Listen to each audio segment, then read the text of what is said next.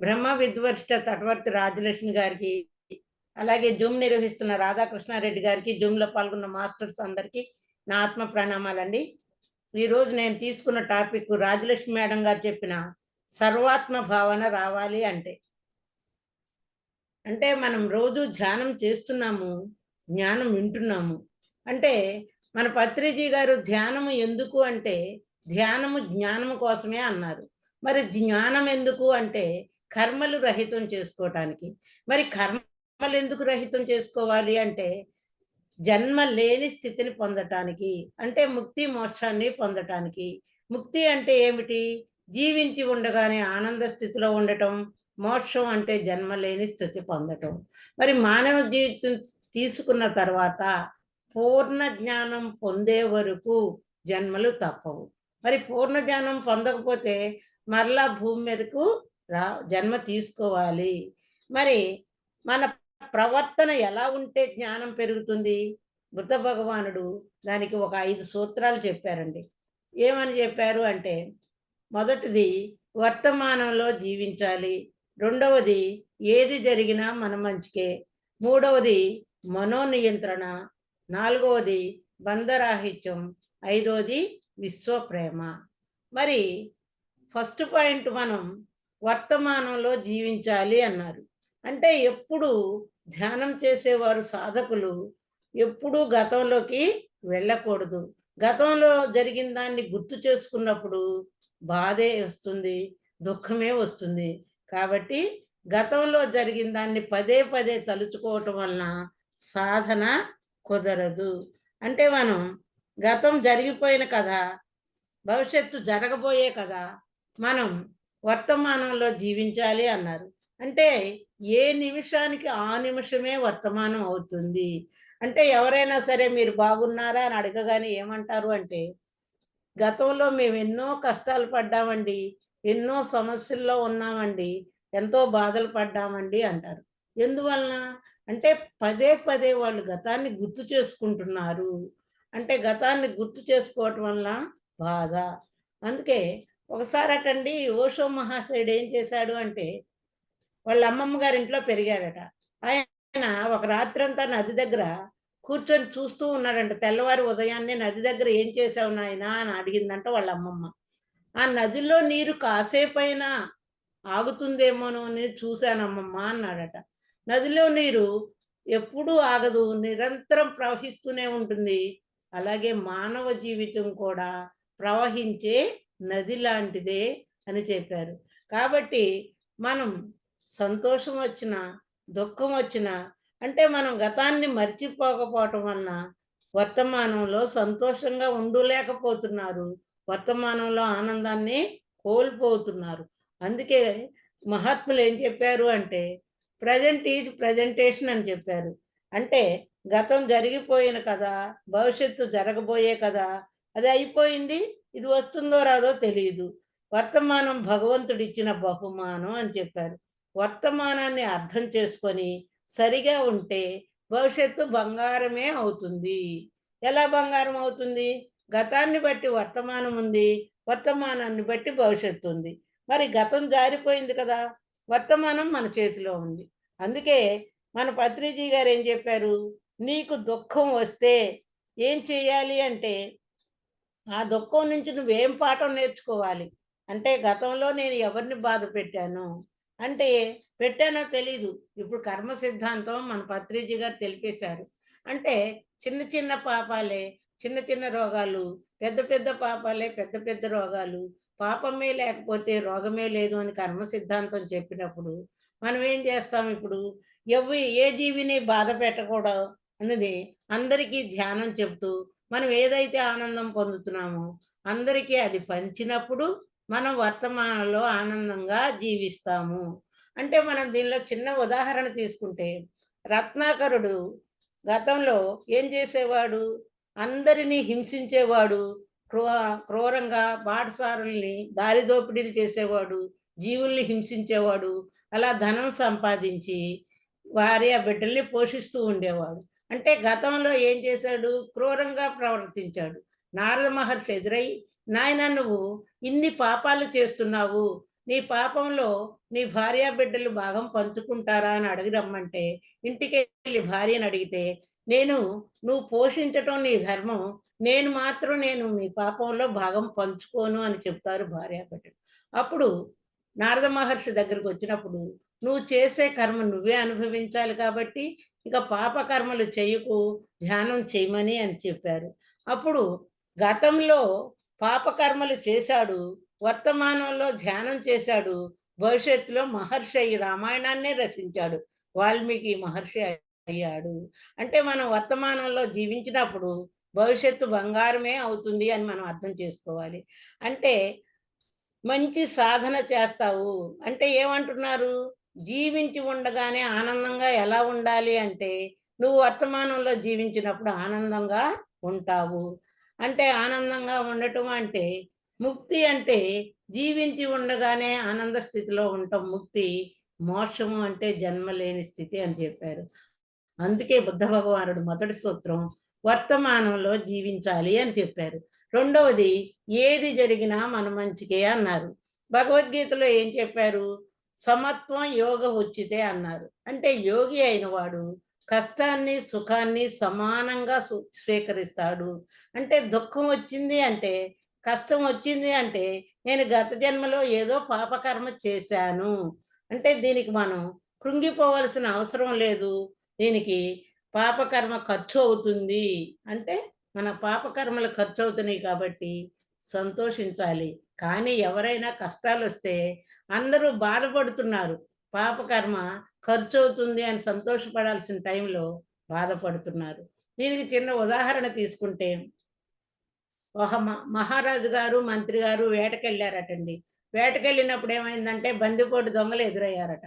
ఇద్దరి మధ్య యుద్ధం జరిగి రాజుగారి చిటికిన వేలు తెగిపోయిందట. తెగిపోతే అప్పుడు మంత్రి గారు ఏది జరిగినా మన మంచికే అన్నారట. అప్పుడు రాజుగారు వేలు తెగితే మంచిదంటావా అని మంత్రి గారిని తీసుకెళ్లి కారాగారంలో వేశారట. అలా కొన్ని రోజులు గడిచిన తర్వాత మరలా రాజుగారు వేటకు వెళ్ళాడట. వెళ్ళినప్పుడు అప్పుడు కోయ దొరలు ఎదురయ్యి రాజుగారిని బంధించి తీసుకువెళ్ళి అక్కడ కొండ దేవతకు బలివ్వటానికి సిద్ధం చేశారటండి. సిద్ధం చేసినప్పుడు రాజుగారి చిటికిన వేలు లేకపోయేటప్పటికి ఆ రాజుగారిని వదిలేశారట. అప్పుడు రాజుగారు అనుకున్నాడట, నే నాకు వేలు తెగటం మంచే జరిగింది కదా! ఆ రోజు మంత్రి గారు ఏది జరిగినా మన మంచికే అన్నారు అని ఇంటికొచ్చి మంత్రి గారిని విడిపించి, నాయనా మరి నాకు మంచే జరిగింది. నేను నిన్ను కారాగారంలో పెట్టాను కదా!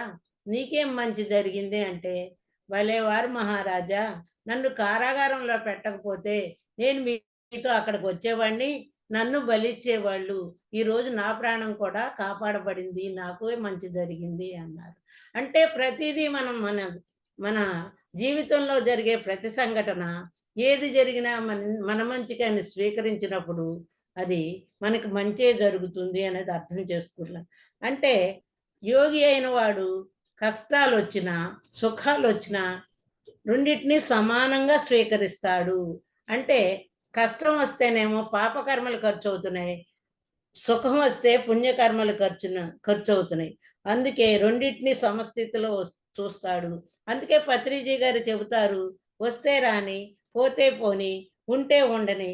అంటే అది రోగమైనా సరే, బాధలైనా సరే, కష్టమైనా సరే, అంటే ఏ కష్టము జీవితాంతము ఉండదు. అందుకే మనకి బుద్ధ భగవానుడు ఇంకా ఏం చెప్తాడు అంటే, ఉదయాన్నే నీకు శత్రువు లాంటి వాడు ఎదురైనప్పుడు వీడి మొహం ఎందుకు చూశానా అని బాధపడవద్దు. అంటే చెడ్డవాడు కనపడితే వాడిలా ఉండకూడదు అని పాఠం నేర్చుకో. మంచివాడు కనపడితే వాడిలో ఉండాలి అని పాఠం నేర్చుకో అని బుద్ధ భగవానుడు చెప్తాడు. అలాగే మనం ఇంకా గమనిస్తే మహాభారతంలో తీసుకుంటేనండి వాళ్ళు కౌరవులు ఎప్పుడు హంసతూలిక తల్పాల మీద హాయిగా నిద్రపోయారు అనుకుంటాం. కానీ వాళ్ళు ఎప్పుడు కంటి నిండా నిద్రే పోలేదు. ఎందుకంటే పాండవుల్ని ఎలా బాధపెట్టాలి, వాళ్ళని ఎలా ఏడిపించాలి అని చూస్తూ ఉండేవాళ్ళు. అక్కడ పాండవులు ఎలా ఉన్నారు అంటే, వాళ్ళు ఎంతో హాయిగా అరణ్యవాసంలో చక్కగా ధ్యానం చేసుకుంటూ ఋషులు, మహర్షుల దగ్గర జ్ఞానాన్ని పొందుతూ ఎంతో చక్కగా ఉన్నారు. ఏం చేశారు వాళ్ళు? 11 సంవత్సరాలు వనవాసం పాండవులు చేసినప్పుడు నాది నాది వదిలేశారు, మాది వదిలేశారు. అంటే నాది అంటే వాళ్ళ రాజ్యాన్ని, సంపదలను అన్నీ వదిలేసొచ్చారు. ఇక నేను అనే ఐడెంటిఫికేషన్ అంటే నాది, మాది వదిలేశారు. అద్ అజ్ఞాతవాసంలో నేను ధర్మరాజుని, నేను భీముడిని, నేను అర్జునుడిని అనేది అక్కడ నేను అనే అహంకారము పోగొట్టుకున్నారు. ఇక్కడ నాది అనే మమకారాన్ని పోగొట్టుకున్నారు. 2 పోగొట్టుకోవటం వలన వాళ్ళు ఎంతో గొప్పగా ధ్యానం చేసి, సాధన చేసి జ్ఞానాన్ని పొందటమే కాదు, వాళ్ళకి కావలసిన అస్త్రశస్త్రాలను కూడా సంపాదించుకున్నారు. అలాగే ద్రౌపదీదేవి సాధన చేసి సూర్యభగవానుడిని మెప్పించి చక్కగా అక్షయ పాత్ర పొందింది. అలాగే ఇంకా కుంతీదేవిని శ్రీకృష్ణ భగవానుడు అడిగాడట. అత్త నీకేమైనా వరం ఇస్తాను కోరుకో అని అడిగాడట. కోరుకోమంటే ఆవిడ అడిగిందంట, నాయనా ఎప్పుడూ నాకు కష్టాలు ఉండే వరమే ఇవ్వమని అడిగిందంట. ఏమిటత్త అలాంటి వరం కోరుకున్నావు అంటే, నేను కష్టాలు నాకు ఉంటేనే నువ్వు ఎప్పుడూ నిరంతరం మాతో ఉంటున్నావు. అందువల్ల నాకు కష్టాలుండే వరమే ఇవ్వు అని కోరుకుందట. ఎవరైనా కష్టాలొస్తే దుఃఖపడతారు, బాధపడతారు. కానీ మహాప్రతివ్రత అయిన కుంతీదేవి కష్టాలే కావాలని అడిగింది. ఇక్కడ మనం అర్థం చేసుకుంటే ఏది జరిగినా మన మంచికే అని స్వీకరించినప్పుడు అది మనకి అన్నీ మంచే జరుగుతాయని మనం అర్థం చేసుకోవాలి. వాళ్ళు అరణ్యవాసాన్ని గాని, అజ్ఞాతవాసాన్ని గాని మంచే జరిగిందని స్వీకరించారు పాండవులు. కాబట్టి వాళ్ళకి మహాభారత యుద్ధానంతరం వాళ్ళు విజయాన్నే సాధించారు. వాళ్ళకి మంచే జరిగింది. ఇక తర్వాత పాయింటు మనోనియంత్రణ. మనసు అంటే ఇప్పుడు మానవుడు అంటే శరీరము, మనసు, ఆత్మ. మరి ఈ మానవుడికి కర్మేంద్రియాలు, అలాగే అంతఃకరణమైన కర్మేంద్రియము, అంతరేంద్రియము ఉన్నాయి. కర్మేంద్రియాలు 2 రకాలు. కర్మేంద్రియాలు అంటే బాహ్యేంద్రియాలు, అలాగే జ్ఞానేంద్రియాలు. కర్మేంద్రియాలు, జ్ఞానేంద్రియాలు.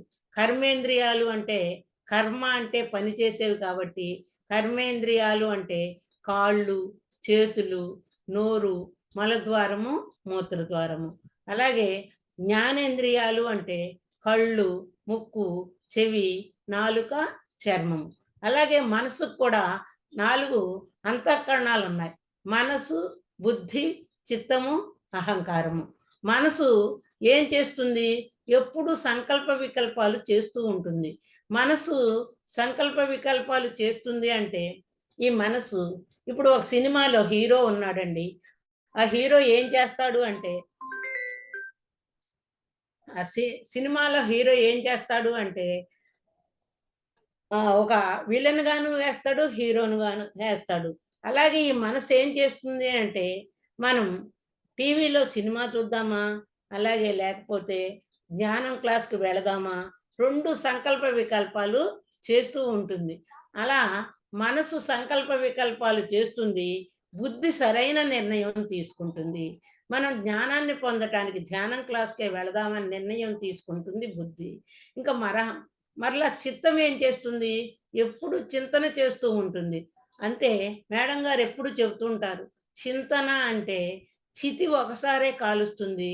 చిత్తము నిరంతరం కాలుస్తుంది అని చెప్తారు. అంటే చిత్తము ఎలా అంటే గతానికి వెళుతుంది, భవిష్యత్తుకు వెళుతుండటం వలన చిత్తం నిరంతరము కాలుస్తుంది. ఇక అహంకారం ప్రతిదీ నేను చేస్తున్నాను. అంటే నేను చేస్తున్నాను. ఒక చదువైనా నేను ఇంత గొప్ప డిగ్రీ చదివాను, పెద్ద ఉద్యోగం చేస్తున్నాను, నేను ఈ పదవి సంపాదించాను, నేను ఇంత ధనం సంపాదించాను, నేను అనే అహంకారంతో ఉంటుంది. ఈ 4 అంతఃకరణాలు ఎప్పుడు మనిషిని పతనం చేస్తాయి. అంటే ఎప్పుడు ఈ మనసుకి కోరికలే ఉంటాయి. ఈ పంచేంద్రియాలు ఎప్పుడూ మనసు అధీనంలో ఉంటాయి. అంటే ఈ పంచేంద్రియాలు ఎప్పుడు ఇంద్రియాలు మనసుకు బానిసలు.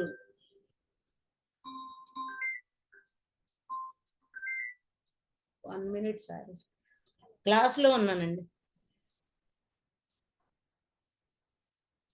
ప్రపంచం వైపున ప్రపంచం వైపు తిప్పిన మనసు మన జీవితంలో దుఃఖాన్నే మిగిలిస్తుంది. కానీ ఉత్తర గీతలో శ్రీకృష్ణ భగవానుడు ఏం చెప్పాడు అంటే, మానవుడు చంచల స్థితిలో ఉండటానికి, అలాగే ఉన్న స్థితి నుంచి దిగజారిపోవటానికి కారణం ఏమిటి అంటే పంచేంద్రియాలే కారణం అన్నారు. అంటే నియంత్రణ ఉంటే నిశ్చల స్థితిలోనే మనసు ఉంటుంది. అంటే ఒక్కొక్క ఇంద్రియ లోపం వలన ఒక్కొక్క జీవి మరణిస్తుందండి. ఒక్కొక్క ఇంద్రియ లోపం వల్ల ఒక్కొక్క జీవి మరణిస్తుంది. అంటే మంటను చూసి పండని భ్రమపడి మిడత వెళ్లి మంటలో పడి చనిపోతుంది.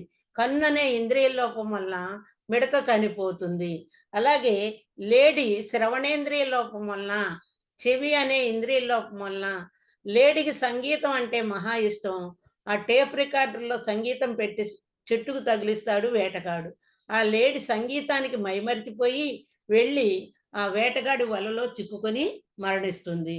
అలాగే చేపకు రసేంద్రియ లోపం, నాలుక అనే ఇంద్రియ లోపం వలన చేప ఎలా మరణిస్తుంది అంటే, వేటగాడు ఆ గేలానికి ఎరను తగిలిచ్చి నీళ్ళల్లో వేస్తే చెరువులో ఎంత ఆహారం ఉన్నప్పటికీ అది వచ్చి ఆ ఎరని తిని ఆ కుక్కానికి చిక్కుకొని చేప మరణిస్తుంది. అలాగే చర్మేంద్రియ లోపం వలన ఏనుగు మరణిస్తుంది.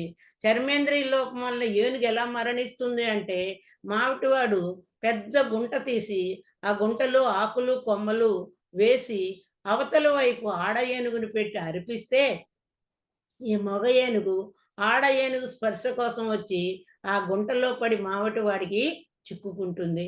అంటే చర్మేంద్రియ లోపం వల్ల ఏనుగు మరణిస్తే, ఇక ఘ్రాణేంద్రియ లోపం వలన తుమ్మెద మరణిస్తుంది. తుమ్మెద అన్ని పువ్వుల మీద మకరందాన్ని సేకరిస్తుంది.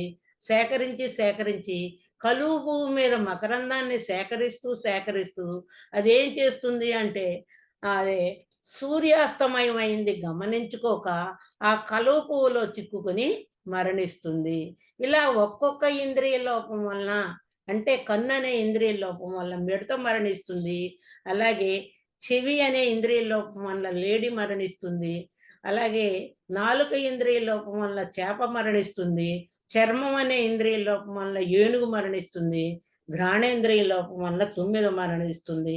ఇలా అన్ని ఒక్కొక్క ఇంద్రియ లోపం వల్ల ఒక్కొక్క జీవి మరణిస్తే, మానవుడు 5 ఇంద్రియాలలో 5 ఇంద్రియాల లోపంతో రోజు మరణిస్తున్నాడు. అంటే ఇక్కడ మనిషి రోజు చస్తూ బ్రతుకుతూ ఉంటాడు. అంటే ఈ మనిషికి ఏది కావాలి? ఏది వద్దు? అంటే ఏ వస్తువైనా అవసరమైతే కొ కొ కొనాలి కానీ, అవసరం లేకపోతే కొనకూడదు. ప్రపంచం వైపు తిప్పిన మనసు మానవుడికి శత్రువు. అదే ఆత్మ వైపు తిప్పిన మనసు మిత్రుడవుతుంది. దీన్ని బట్టి మనం మరి ఇద్దరు మాట్లాడుకునేటప్పుడు మూడో వ్యక్తి గురించి మాట్లాడినప్పుడు అవి కర్మలు మనకొస్తాయి అని కూడా గ్రహించకుండా మూడో వ్యక్తి గురించి మాట్లాడుతూ ఉంటాము. అంటే మనం అవసరమైతే ధ్యానం చేసుకోవాలి. లేపోతే సమయం ఉంటే పుస్తకం చదువుకోవాలి. అందుకే అంటారు మహాత్ములు, కళ్ళు వెళ్ళిన చోటకు మనసు వెళ్ళకూడదు. మనసు వెళ్ళిన చోటకు మనిషి వెళ్ళకూడదు అని చెప్పారు. ఆత్మ వైపు మనసును తిప్పినప్పుడు మనోనియంత్రణ వస్తుంది. ప్రాపంచకంలో డబ్బు ఖర్చు పెట్టకుండా మనం ఏమీ చేయలేము. కానీ మరి ఆత్మపై ఎప్పుడైతే మనం తిప్పుతామో, సాధనలో కూర్చోబెడితే ఈ మనసును, మనోనియంత్రణ వస్తుంది. అశాశ్వతమైన వాటి వైపు పరుగులు పెట్టకుండా, శాశ్వతమైన ఆత్మను పట్టుకున్నప్పుడు మనకు మనోనియంత్రణ వస్తుంది అని మూడో పాయింట్ ద్వారా బుద్ధ భగవానుడు చెప్పడం జరిగింది. ఇక నాలుగో పాయింటు బంధరాహిత్యం. బంధరాహిత్యం అంటే మనం బంధరాహిత్యమే అన్నిట్లికన్నా చాలా కష్టమైందటండి. ఎందువల్లంటే, ఈ మనసుకు 3 బంధాలున్నాయి. ఒకటి మనసుతో బంధం, 2 శరీరంతో బంధం, 3 ప్రపంచంతో బంధం. ఈ ప్రపంచంతో బంధం అంటే ఎలా ఉంటుంది అంటే, ప్రపంచంలో చూసినవన్నీ కావాలనుకుంటుంది. కారుంది, వాళ్ళకి కారుంది. నేను కావాలనుకుంటున్నా. అలాగే మేడుంది. ఒక ఫంక్షన్‌కెళ్లారు. వాళ్ళు చీరలు కట్టుకున్నారు. ఆ చీర కొనాలనుకుంటున్నావు. నగలు పెట్టుకున్నారు. అవి కొ కొ కొనుక్కోవాలనుకుంటున్నావు. తాహతు ఉండి పెట్టుకుంటే పర్వాలేదు కానీ, తాహతు లేకుండా లోన్‌లు పెట్టుకొని ఎంతో ఇబ్బందులు పడుతున్న వారిని మనం లోకంలో చూస్తున్నాము. అంటే ఈ మనసు ప్రపంచంలో చూసినవన్నీ కావాలనుకోవటమే ఈ ప్రపంచంతో బంధం ఏర్పరచుకుంటుంది. ఏ వస్తువు చూసినా అది నాకు కావాలి అనే ఎందుకు అంటే ఇప్పుడు ప్రతి ఒక్కరూ పక్కవారితో కంపేర్ చేసుకోవటం ఎక్కువ అవ్వటం వలన ప్రతి వస్తువు కావాలనుకుంటున్నారు.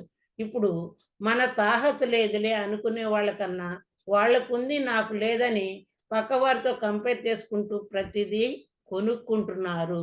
అన్ అలాగే ప్రపంచం ఏ ప్రపంచంలో ఏది చూసినా మనకు కావాలనుకుంటున్నామో, వాడేమనుకుంటాడో, వీడేమనుకుంటాడో ఇదే ఆలోచిస్తూ బంధాలలో చిక్కుకుంటున్నాము. పక్క వాళ్ళ గురించి కొనుక్కుంటున్నారు. ఆ బంధాల్లో చిక్కుకోవాల్సొస్తుంది. లోన్‌లు తెచ్చి కొన్నాము. అది తీర్చలేనప్పుడు దుఃఖమే మిగులుతుంది కదా!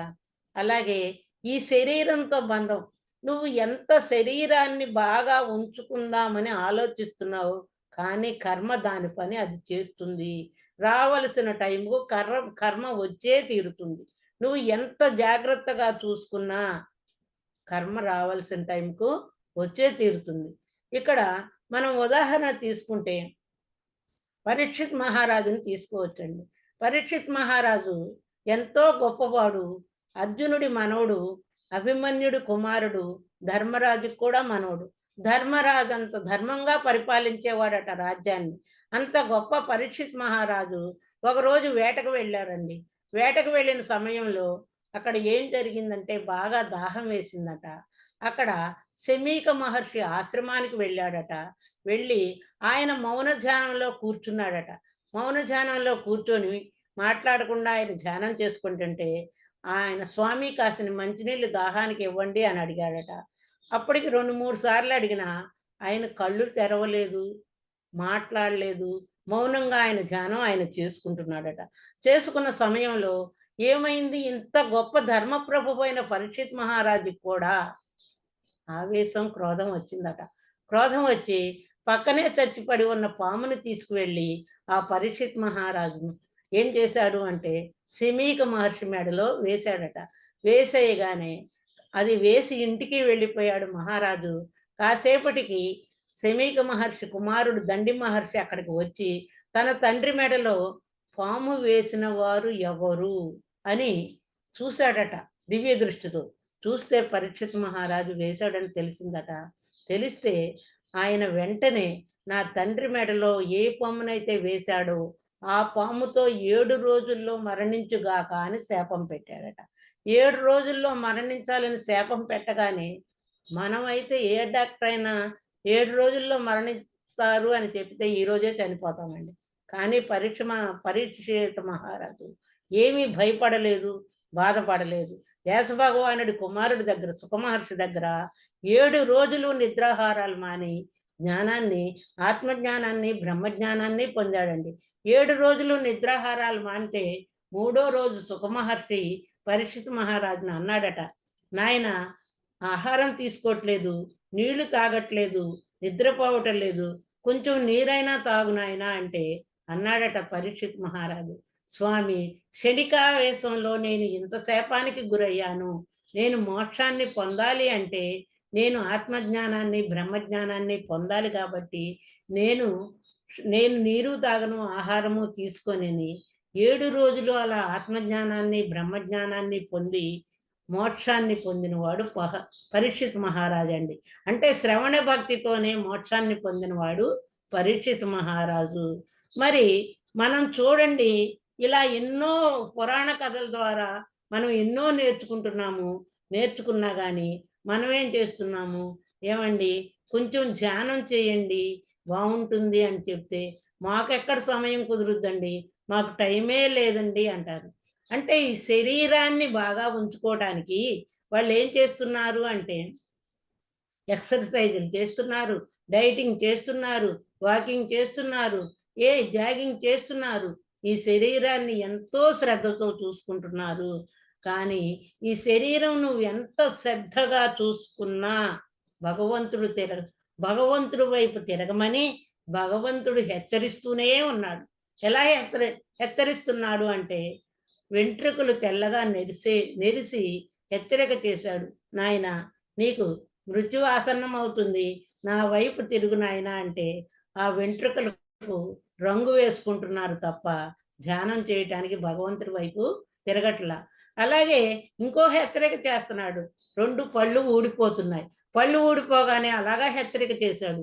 కానీ డెంటల్ డాక్టర్ దగ్గరికెళ్ళి పళ్ళు కట్టించుకుంటున్నారు. ఇలాగా వినట్లేదని భగవంతుడు ఇంకో హెచ్చరిక చేస్తున్నాడు.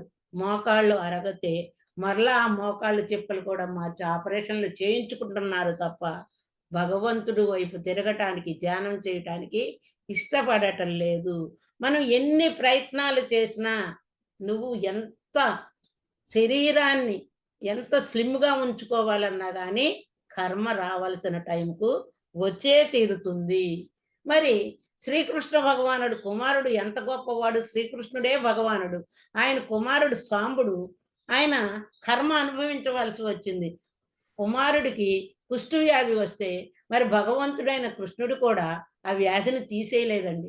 ఆయనేం చేశాడు, నారద మహర్షి చెప్పిన సలహాతో 14 సంవత్సరాలు సూర్య భగవానుడి ముందు కూర్చొని ధ్యానం చేసి తన వ్యాధిని పోగొట్టుకున్నాడు.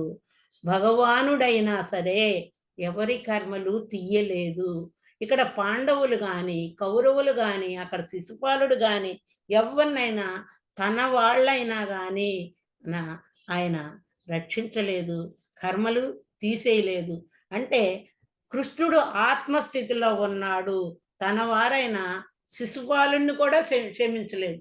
పాండవులు ధర్మంగా ఉన్నారు కాబట్టి రక్షించాడు. శిశుపాలుడటండి పుట్టగానే 3 కాళ్ళు 3 చేతులతో పుట్టాడట. ఆకాశవాణి చెప్పిందట, ఎవరు చేతిలో మరణం ఉంటుందో వారు ఎత్తుకున్నప్పుడు ఆ మూడో కాలు, మూడో చెయ్యి రాలిపోతుంది అన్నారట. అప్పుడు ఒకరోజు శ్రీకృష్ణ భగవానుడొచ్చి శిశుపాలుడిని ఎత్తుకోగానే ఆ మూడో కాలు, మూడో చెయ్యి రాలిపోయిందట. శిశుపాలుడు తల్లి శ్రీకృష్ణుడి మేనత్తేనట. ఆవిడ, "నాయనా, నీ చేతిలోనే నా కొడుకు మరణం ఉంది.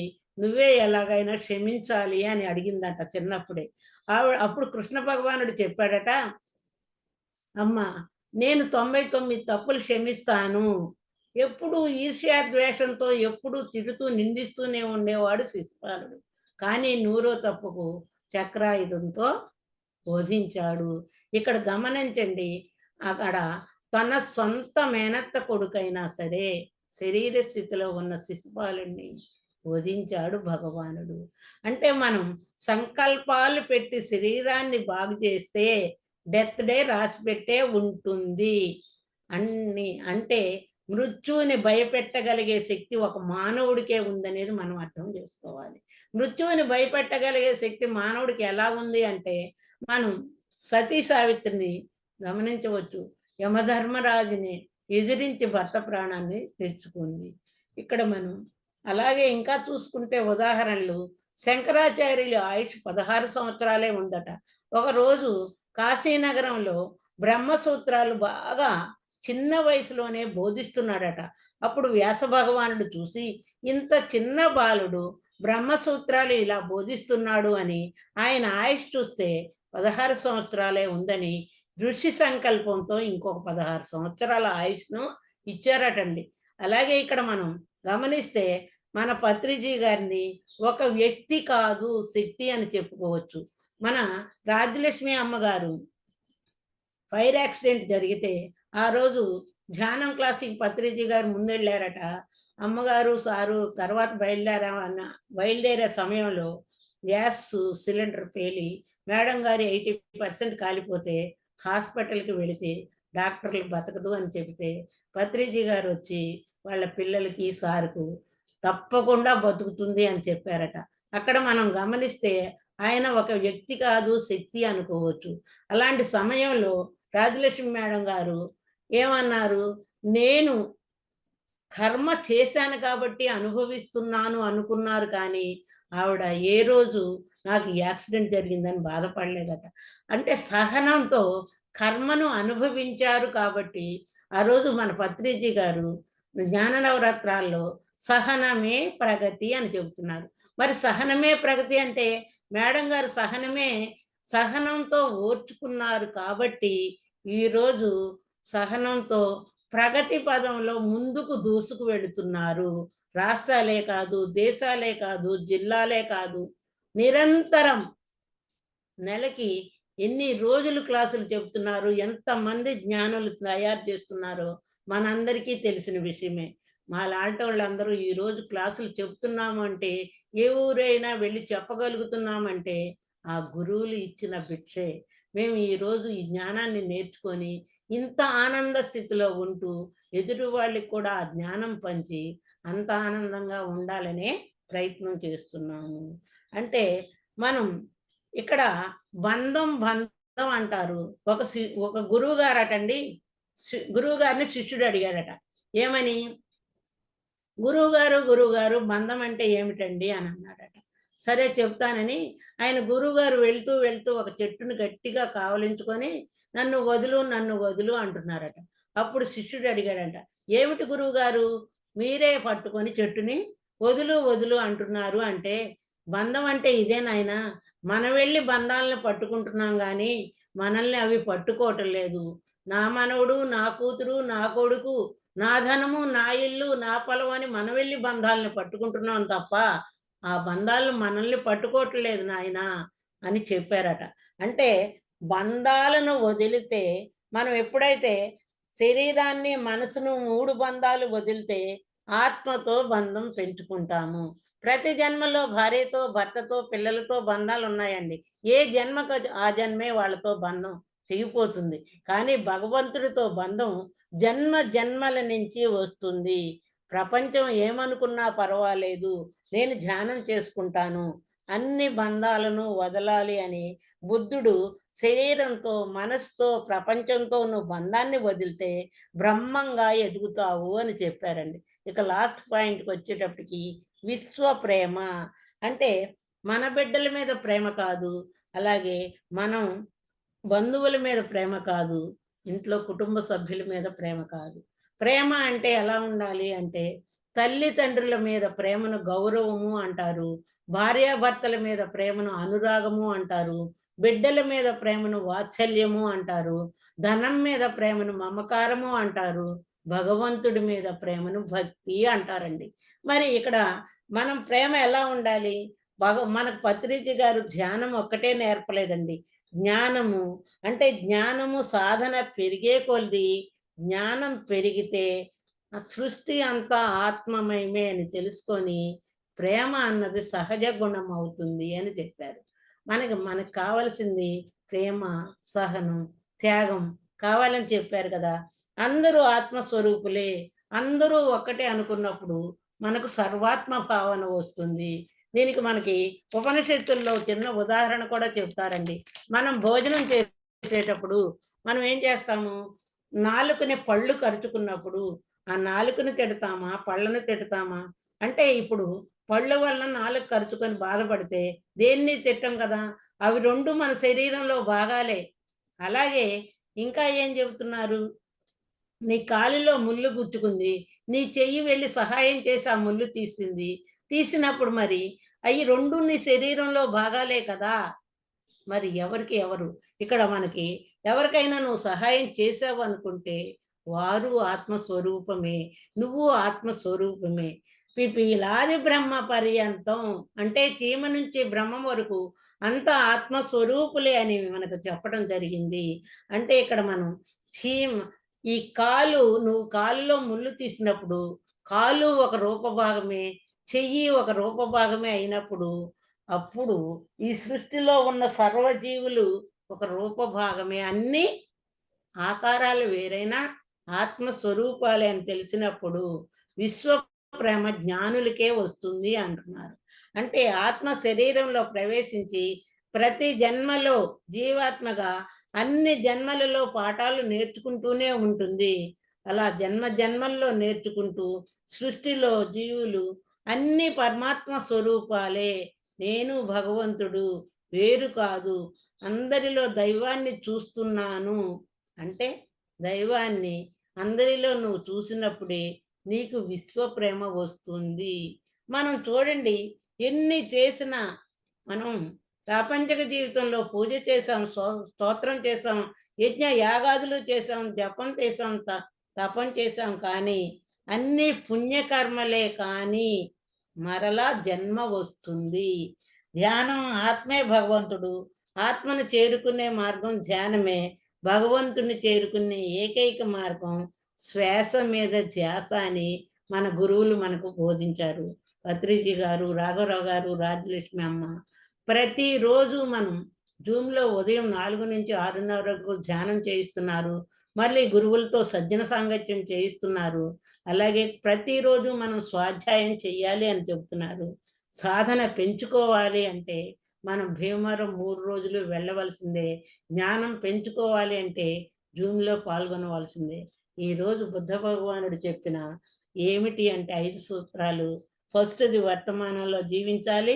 సెకండ్ ఏది జరిగినా మన మంచికే. థర్డ్ మనోనియంత్రణ. ఫోర్త్ బంధరాహిత్యం. ఫిఫ్త్ విశ్వప్రేమ. ఇవి మనం పాటించినప్పుడు జ్ఞానాన్ని పెంచుకుంటూ ఉన్నతంగా ఎదగగలమని ఈ సబ్జెక్ట్ ద్వారా నేను అర్థం చేసుకున్నానండి. నాకు ఈ అద్భుతమైన అవకాశం ఇచ్చినందుకు రాఘరావు గారికి, రాజలక్ష్మి అమ్మకు, అలాగే రాధాకృష్ణారెడ్డి గారికి, జూమ్‌లో పాల్గొన్న మాస్టర్స్ అందరికీ ధన్యవాదాలు sir. Thank you sir. Thank you. Thank you.